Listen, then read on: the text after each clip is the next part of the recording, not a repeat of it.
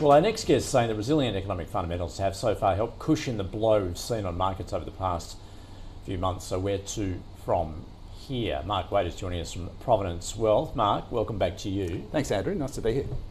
So, a lot has changed in the past 24 hours since this ceasefire was announced. How are you interpreting that? It appears to be a long way to go before they actually resolve this, given the differences between the two. So we've seen that relief rally on global equity markets. How do you approach it as an investor? No, I think it's a really good question. And I think if you look back to where we were before a lot of the geopolitics started at the beginning of 2026, we term the sort of environment as one of solid foundations. And so what does that mean? It means there's some pretty supportive things in the backdrop. Company earnings are improving globally.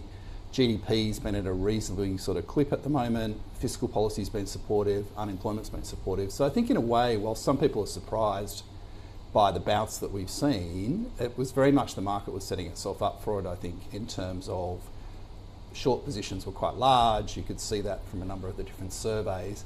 And then also you had this underlying resilience in terms of earnings growth, and valuations had actually come back from quite a sort of stretch period. So I think that's a really important marker. And then I think the second thing is, you make a good point, it will take some time in terms of the Middle East, and we're definitely dealing in terms of a lot of uncertainty around what the different outcomes will be. But when you look at a range of different scenarios, it's really that sort of shock absorber of those initial conditions that's allowed us to progress. So it's really about, if it takes a little bit of time for the oil to start to come out of the Middle East and for things to start to move forward, that's okay, as long as we kind of move in that direction. And I think it's really one of those sort of rallies where you're seeing things are less bad. Should we expect a re-rating in terms of earnings growth? Because there's the expectation that, given the damage already been done, global economic growth is going to come off, and at the same time, interest rates are more likely to sort of move higher from here. Yeah, well, I think there's a bit of a question mark in terms of interest rates, in terms of your second question. So it depends on which economy you're talking about. So if you look at an economy that's focused on inflation and has an inflation problem like Australia, absolutely. So it's definitely in the eye of the Reserve Bank of Australia. You can see there's expectations for rates to be moving up over time. But then I think if you look at some other economies, there's probably a little bit more of a question mark about how much the market's priced in terms of that inflationary uptick. And I think central banks in some ways will be able to look through that oil price pressure as a sort of a one-time price adjustment. And then when you go to a central bank like the Federal Reserve, we had the minutes out overnight, and that was very interesting, where you definitely saw that there was a number of people on the fence, and indeed the market started to price easing again in terms of the forwards having taken that away. So I think it really depends on which economy you're talking about.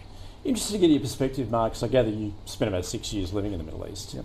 And of course, Donald Trump talks about bringing a lasting peace to the Middle East. This has been unachievable for arguably centuries. So has anything changed? Has the situation, in fact, fundamentally changed for the worse, particularly strategically from a Western point of view, in that now obviously Iran has control over the Strait of Hormuz? Yeah, and that'd be very interesting to see how that sort of gets alleviated over time. And we're very much sort of looking forward and thinking about things. I think it's interesting that when you look at Iran's 10-point plan, Trump was willing to negotiate with Iran, taking a toll to go through the Straits of Hormuz. So that's an interesting point. Whether that sort of rests well with some of the other countries in the region is a big question mark. There's no doubt that the tensions have sort of picked up in that region, and whilst it's a very difficult thing for me to watch, having spent some time living there, when you actually look at it in the context of global growth, the contribution to growth from the GCC countries is not as big as what you might expect. So it's more around that sort of oil supply piece, and if we can keep the pipelines open to the Red Sea and outside of the Straits of Hormuz and then gradually open up over time, I think some of those pressures will alleviate. And that's what's interesting in the markets. So if you look at forwards in terms of the oil price, so if you look at the December 2026 Brent crude price, that was around about, sitting at around about $72 in sort of mid-February. It moved up to sort of towards 90, and more recently it's back towards that sort of $80.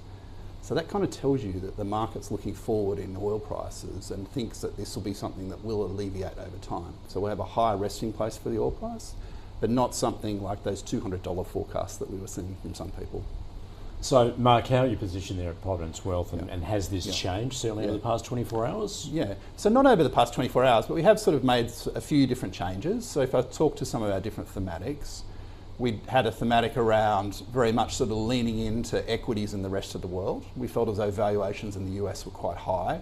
There was better valuations in markets like Japan, in the emerging markets, in those spaces, and they've actually done very well over the last sort of 18 months or so as we've been positioned that place. And they've come back quite nicely as you've seen that bounce. I think the second thing is if you look at, maybe there's a slight little bit higher resting rate for inflation. So that really plays into infrastructure. And I think a previous guest was talking about the picks and shovels of AI. Listed infrastructure, direct infrastructure is really a place where you can play quite well in that space. And then I think at the margin, the other thing that we've done is we've had gold as a part of the portfolio for a long period of time. And that's really been there as a geopolitical hedge. And we've actually significantly reduced that position since we've seen the volatility. Why do we do that? Because we knew that potentially some of those gold reserves might be sold down as a part of this activity. And you've seen that from countries like Turkey when they've been trying to defend their currency recently. So we felt as though we've had very resilient portfolios, very much because of that view around having a shock absorber from those good initial conditions. And what we've really sort of termed now when we sort of look forward is that we see this as testing the foundations.